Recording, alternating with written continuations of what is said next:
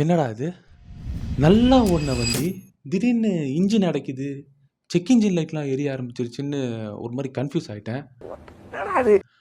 6 வருஷம் நல்லா ஓடுன வண்டி, ஏன் 7வது வருஷம் மக்கார் பண்ணுச்சுன்னு யோசிச்சா, அப்பதான் ஒரு நியூஸ் வந்துச்சு. E20.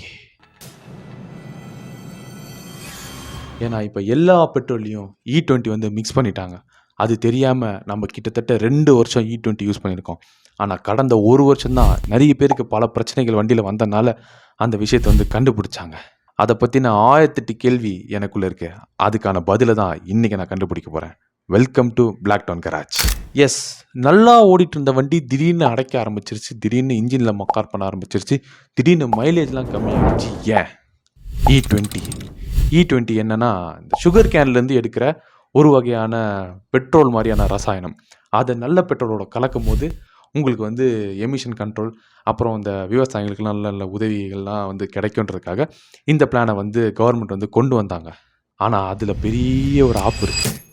பொழுது விடிய விட மாட்டேங்கிறாங்களே ஐயா. 2023க்கு அப்புறம் வந்த வண்டிகளுக்கு மட்டும்தான் அது செட் ஆச்சு. அதுக்கு முன்னாடி வந்த வண்டிகளுக்குலாம் அது மக்கார் தான் பண்ணுச்சு.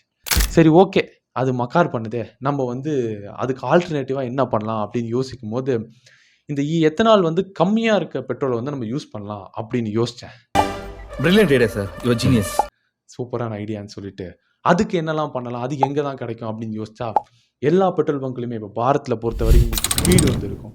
இந்தியனில் பொறுத்த வரைக்கும் உங்களுக்கு XP95, XP100 வந்து இருக்கும். அதே மாதிரி ஹிந்துஸ்தான் பெட்ரோல் பங்க் பொறுத்த வரைக்கும் உங்களுக்கு பவர் பெட்ரோல் இருக்கும். அதை யூஸ் பண்ணலாம். ஆனால் அது வந்து உங்களுக்கு 102 ரூபா நார்மல் பெட்ரோல்னா 105 ரூபா வரும். பரவாயில்ல, நமக்கு வண்டி தான் முக்கியம், வண்டி நல்லா இருந்தால் போதும், அதை நான் யூஸ் பண்ணிக்கிறேன்னு சொல்லிட்டு நேராக வண்டி எடுத்துகிட்டு பெட்ரோல் போடலான்னு பங்குக்கு போனால் அங்கே தான் பெரிய ட்விஸ்ட். எந்த பெட்ரோல் பங்க்லேயும் ஸ்பீடே இல்லை. எனக்கு ஒரே ஆச்சரியமாக போச்சு. சரி, பக்கத்து பெட்ரோல் பங்கில் போய் பார்த்தா அங்கேயும் இல்லை. அப்படி சுற்றி இருக்க பக்கத்து ஏரியா இருக்க எல்லா பெட்ரோல் பங்க்லையும் பார்த்தா ஒரு பெட்ரோல் பங்க்குள்ள ஸ்பீடே இல்லை. இது நம்ம ஏரியாவில் மட்டும்தானா இல்லை எல்லா ஏரியாலையும் இப்படியான்னு எனக்கு தெரியல. தெரிஞ்சால் கமெண்ட்டில் சொல்லுங்கள். அதுக்கு முன்னாடி சப்ஸ்கிரைப் பண்ணுங்கள்.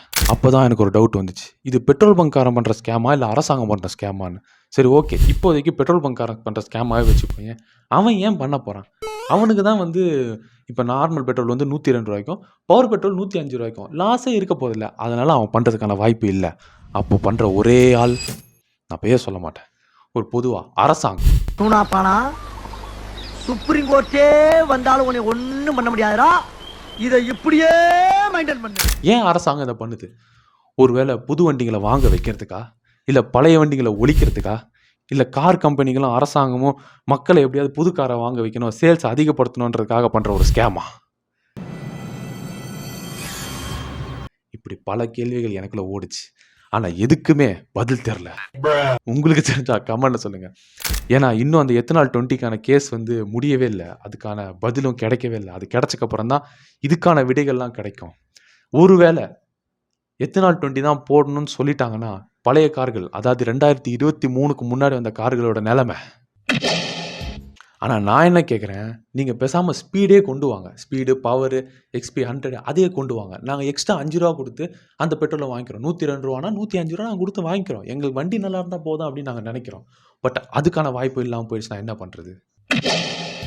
ஆனால் எனக்கு தெரிஞ்சு இப்போ ஒன்று நடக்கும். ஏன்னா மாருதி அந்த வேலையை ஆரம்பிச்சிட்டாங்க. மாருதி சுசுக்கியில் இப்போ வந்து 7,000 8,000 ஏதோ ஒரு பட்ஜெட்டில் உங்களுக்கு வந்து இன்ஜினை வந்து அப்கிரேட் பண்ணி கொடுக்குறோம். E20க்கு ஏற்ற மாதிரியான அப்கிரேடை வந்து நாங்கள் பண்ணி கொடுக்குறோம் அப்படின்னு அவங்க கொடுத்து ஒரு கேம்பெயின் மாதிரி நடத்திட்டு இருக்காங்க. ஆனால் அதுலேயும் ஒரு பிரச்சனை இருக்குது. 15 வருஷத்துக்கு முன்னாடி வந்த கார் என்ன நிலைமை ஆகும்? இல்லை, செகண்ட் ஹேண்டில் ஒரு கார் வாங்கியிருக்கேன், ஆனால் அதோட மேனுஃபேக்சரே இப்போ நிறுத்திட்டாங்க அப்படின்றவங்க நிலைமை என்ன ஆகும்? இல்லை, நான் செவர்லெட் வச்சுருக்கேன், நான் ஃபோர்டு வச்சுருக்கேன், அந்த கம்பெனியே இந்தியாவில் இல்லை அப்படின்றவங்க நிலைமை என்ன ஆகும்? இப்படி பல்லாயிரக்கணக்கான கேள்வி எனக்குள்ளே ஓடுற மாதிரி உங்களுக்குள்ளேயும் ஓடிட்டுருக்கோம். அதுக்கான பதில் தெரியல.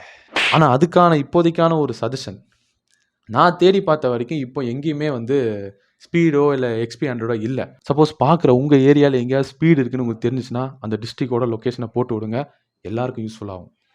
இப்போ நான் ரிசர்ச் பண்ணி பார்த்த வரைக்கும் பாரத் பெட்ரோல் பங்க்கில் தான் எத்தனால் கண்டென்ட் வந்து கம்மியாக இருக்குன்னு தெரிய வந்திருக்கு. ஆனால் அது உண்மையாக இல்லையான்னு என்னன்னு தெரில. ஏன்னா அரசாங்கம் வந்து E20 பிளெண்ட் வந்து எல்லாத்தையும் மேண்டிட்ரின்னு சொல்லிட்டாங்க. அதனால் எல்லா பெட்ரோல் பங்க்காரனும் பண்ணிட்டாங்க. சரி, okay, VShell, Jio, BP, Nayara அங்கே போனான்னு பார்த்தா அங்கே தான் ஆப்பே கம்பல்சரி E20 தான் அங்கே வச்சுருப்பாங்க. அங்கே வந்து எத்தனால் ஃப்ரீயே கிடையவே கிடையாது. அதனால் அந்த சைடும் போக முடியாது. இப்படி நடுவுல மாட்டிக்கிட்டு நம்ம தத்தளிக்கிறோமே, நம்மள யார் வந்து காப்பாத்த போறா?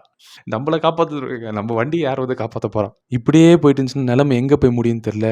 இத பத்தி உங்களோட கருத்து என்னன்னு கமெண்ட்ல சொல்லுங்க.